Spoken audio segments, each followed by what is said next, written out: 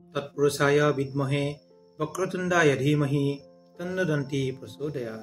বক্ৰতুণ্ড মহাকায় সূৰ্যকোটি সমপ্ৰভম নিৰ্বিঘ্নম কুৰু মে দেৱ সৰ্বকাৰ্যেষু সৰ্বদা। নমস্কাৰ প্ৰিয় বন্ধুসকল, সকলোকে স্বাগতম জনাইছোঁ। আজি মই মিথুন ৰাশিৰ বিষয়ে চমুকৈ ডিচেম্বৰ মাহটো কেনে যাব তাৰ বিষয়ে ৰাশিফলটো আলোচনা কৰিম। যিসকল জাতক জাতিকাই চাই আছে তেওঁলোকৰ বিষয়ে কিছু চমুকৈ কৈ দিম।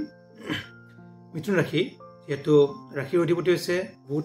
বুধ আছে ষষ্ঠত আৰু ধনস্থানত আছে মংগল, চতুৰ্থত আছে কেতু, ষষ্ঠত যিহেতু বুধৰ লগতে ৰবি আৰু চন্দ্ৰ আছে, অষ্টমত আছে শুক্ৰ, নৱমত আছে শনি, দশমত আছে ৰাহু, দ্বাদশত আছে বৃহস্পতি। যিহেতু আমি ৰাশিফল বুলি কওঁতে সকলোৰে বহু মানুহৰ একে ৰাশি থাকে, কিন্তু যিসকলৰ জন্মচক্ৰত কিছু শুভ থাকে, ৰাশিফলত যদি শুভ ফল পায় তেতিয়া কিন্তু 100% শুভ ফলে লাভ কৰে। যদি জন্মচক্ৰত কিছু অশুভ থাকে, বৰ্তমান যিহেতু গোচৰ ফল বুলি কওঁতে ৰাশিফল আমি চাব পাৰোঁ, আৰু ত্ৰিপাপ যদি নাথাকে তেতিয়া কিন্তু ভাল ফল লাভ কৰে। গতিকে সকলোৰে একে ৰাশি হ'লেও কম পৰিমাণে বা বেছি পৰিমাণে অকণমান ইফাল সিফাল সকলোৰে লাভ হয়। গতিকে এতিয়া চাওঁ আমি, যিহেতু আপোনাৰ ৰাশিৰ অধিপতি বুধ ষষ্ঠত আছে, ষষ্ঠত যদি উপগ্ৰহ এটা থাকে তেতিয়া কিন্তু ভাল ফল প্ৰদান নকৰে। গতিকে এইটো আপোনাৰ এক মাহৰ কাৰণে বুধ কিন্তু বহুত শুভ নহয়। যিহেতু ষষ্ঠত আছে, বুধ যেতিয়া ষষ্ঠত থাকে তেতিয়া নাৰ্ভৰ সমস্যা হ'ব পাৰে, আপোনাৰ নাৰ্ভৰ সমস্যা আৰু ভৰিৰ বিষ, ভৰি টানা, ভৰি জিনজিনোৱা এইবিলাক মানে সমস্যা হয়।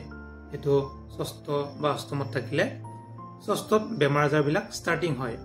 বুধ যদি আমি চাওঁ, যিহেতু বুধ 15 ডিগ্ৰী আছে, 15 ডিগ্ৰীত যুৱ অৱস্থা, যেতিয়া যুৱ অৱস্থাত থাকে তেতিয়া যেতিয়া ভাল কৰে যুৱ অৱস্থাত বহুতখিনি ভাল কৰে, বেয়া কৰিলে কিন্তু বহুখিনি বেয়া কৰে। গতিকে যিমানখিনি পাৰে আপোনালোকে ৰাশিৰ অধিপতি হিচাপে বুধৰ প্ৰতিকাৰ কৰিব, নহ'লে কিছু সমস্যা হ'ব পাৰে। অকণমান পঢ়া শুৰা যুগ, দুখ পোৱা যুগো আছে বুধৰ কাৰণে, বিশেষকৈ যিহেতু বুধ উপগ্ৰহ। বুধৰ লগত ৰবি আছে, ৰবিও হৈছে 14 ডিগ্ৰী, বুধ হৈছে 15 ডিগ্ৰী। তাৰমানে আপোনাৰ একদম লাগালাগিকে আছে বুধ আৰু ৰবি। যিহেতু ৰবিৰ লগত যদি গ্ৰহবিলাক থাকে, দগ্ধ হয় বুলি কয়, নিঃস্বস্ত হয়, লজ্জাগত হয়, অস্তমিত হয়, এনেকুৱা নাম বহুত নামত কয় মানুহবিলাকে। গতিকে বুধ কিন্তু আপোনাৰ কাৰণে বহুত শুভ নহয়। যিমানখিনি পাৰে বুধৰ প্ৰতিকাৰ কৰিব তেতিয়া কিন্তু ভাল ফল লাভ কৰিব বুধৰ কাৰণে।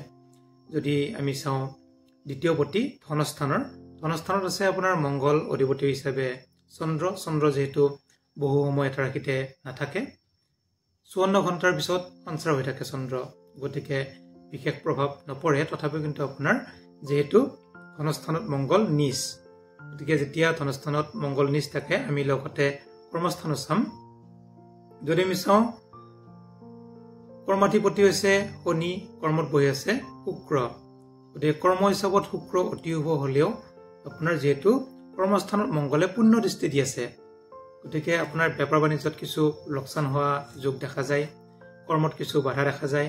শুক্ৰই দিব যদিও মংগলে ডাইৰেক্ট দেখা পাই আছে পূৰ্ণ দৃষ্টি, সেইকাৰণে কিছু অকণমান কৰ্মতো অশুভ যোগ আছে। ধনস্থানৰ কৰ্মস্থান মানে কৰ্ম কৰা হিচাপে কিন্তু টকা পইচা নাহে আপোনাৰ। গতিকে মাহটোৰ ভিতৰত আপোনালোকে পাৰিলে মংগলৰ কিন্তু প্ৰতিকাৰ কৰাটো বহুত দৰকাৰ। যদি আমি চাওঁ, তৃতীয় পতি হৈছে ৰবি, ৰবি আছে ষষ্ঠত। যেতিয়া মাৰক স্থানৰ অধিপতি মাৰক স্থানত থাকে তেতিয়া কিন্তু অতি শুভ ফল প্ৰদান কৰে। ৰবি কিন্তু আপোনাৰ কাৰণে অতি শুভ, গতিকে আমি ৰবি বিশেষ প্ৰতিকাৰ কৰিবই নালাগে, অতি শুভ ফল প্ৰদান কৰিব ৰবিয়ে।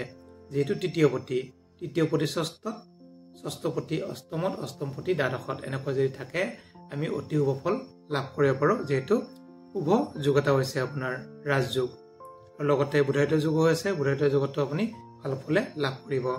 যিহেতু চতুৰ্থত আছে কেতু, পঞ্চম পতি হৈছে শুক্ৰ। যিহেতু প্ৰাইমাৰী শিক্ষা, বন্ধুস্থান কেতু হিচাপে অতি শুভ। যিহেতু ষষ্ঠত আছে আৰু পঞ্চমত আছে, পঞ্চমত থাকিলেও কিন্তু কেতুৱে ভাল ফলে প্ৰদান কৰিব।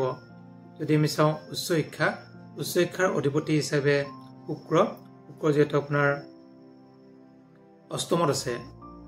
আমি কৰ্মৰ যিহেতু কৰ্ম চাইছিলোঁ, তথাপি কিন্তু আমি যদি চাওঁ নৱম ভাগ্যত আছে, অষ্টমত নহয় নৱমত আছে গতিকে সেই হিচাপত চাব লাগিলে শুক্ৰ কিন্তু ভাল ফলে প্ৰদান কৰিব লোকৰ যিসকলে চায়েন্স পঢ়ি আছে বা বাহিৰ পঢ়িব ইচ্ছা কৰে তেওঁলোকৰ কিন্তু ভাল ফল লাভ কৰিব IIT ITI মেডিকেল এইবিলাকত কিন্তু ভাল ফল লাভ কৰিব শুক্ৰৰ কাৰণে যদিও স্বাস্থ্য বা কৰ্মত বহুত শুভ নহয় কিন্তু আপোনাৰ পঢ়াৰ প্ৰতি অতি শুভ প্ৰভাৱ যদি আমি চাওঁ ষষ্ঠত ৰবি বুধ আৰু চন্দ্ৰ আছে ষষ্ঠত যেহেতু বুধে বহুত ভাল ফল প্ৰদান নকৰে ৰবিয়ে কিন্তু ভাল ফল প্ৰদান কৰিব সপ্তমৰ অধিপতি হৈছে বৃহস্পতি আছে দ্বাদশত তেওঁলোকৰ বিবাহৰ ক্ষেত্ৰত বহুত শুভ নহয় গতিকে যিসকলে বিবাহত আগবাঢ়িব ইচ্ছা কৰে বৃহস্পতিৰ প্ৰতিকাৰ কৰিব যেহেতু দ্বাদশত শুভ গ্ৰহ থাকিলে বহুত শুভ নহয় আৰু যদি আমি চাওঁ অধিপতি হৈছে বৃহস্পতি কেন্দ্ৰ অধিপতি দ্বাদশত আছে গতিকে ভাল ফল প্ৰদান নকৰে যদি আমি চাওঁ অষ্টম স্থানৰ অধিপতি যিহেতু শনি গতিকে শনি হিচাপতো আমি কিছু অকণমান ইফালে চাব পাৰোঁ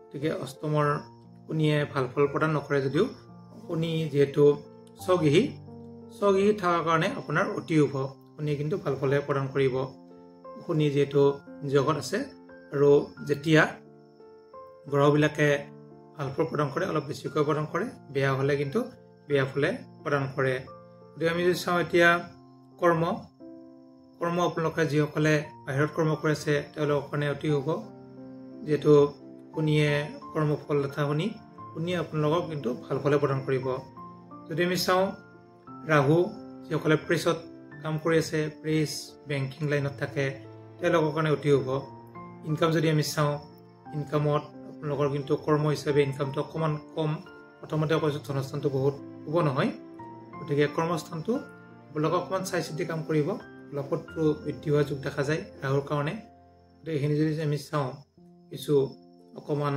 ৰাহুই যদিও ভাল ফল প্ৰদান কৰে তথাপিও কিন্তু শত্ৰু অকণমান থাকিব পিছফালে অলপ চাই চিতি চলিব দ্বাদশত যিহেতু বৃহস্পতি আছে দ্বাদশৰ বৃহস্পতিয়ে কি হয় আপোনালোকৰ শুভ কৰ্ম দিব আৰু যিসকলৰ খৰচ হয় শুভ কৰ্মত খৰচ হ'ব বৃহস্পতি যিহেতু গুৰু যেতিয়া খৰচ কৰে শুভ ফল যদিও প্ৰদান নকৰে তথাপিও কিন্তু শুভ কৰ্মত খৰচ হ'ব ভাল ফল নিদিলেও মানে ভাল কামত টকা পইচা খৰচ হ'ব গতিকে চিন্তা কৰাৰ কোনো কাৰণ নাই আমি থুলমূলকৈ চাওঁ আপোনাৰ প্ৰতিকাৰ হিচাপে মংগলৰ প্ৰতিকাৰ কৰিব মংগলৰ প্ৰতিকাৰ কৰিলে ধনস্থানটো ভাল হ'ব মংগলৰ কাৰণে আপুনি ভিক্ষাৰীক ভোজন দিব পাৰে ভোজন এনেধৰণৰ হ'ব ৰঙা বস্তু বুলি কওঁতে চাউল মচুৰ দালি পকা জলকীয়া এনেকৈ ৰংগুড়া নিমখ মিঠাতেল এনেকৈ আপোনালোকে এটা সৰু চাই দান দিব মংগলবাৰে তেতিয়া কিন্তু ভাল ফল লাভ কৰিব ধনস্থানৰ কাৰণে ৰাশিৰ অধিপতিৰ হিচাপে আপুনি বুধৰ প্ৰতিকাৰ কৰিব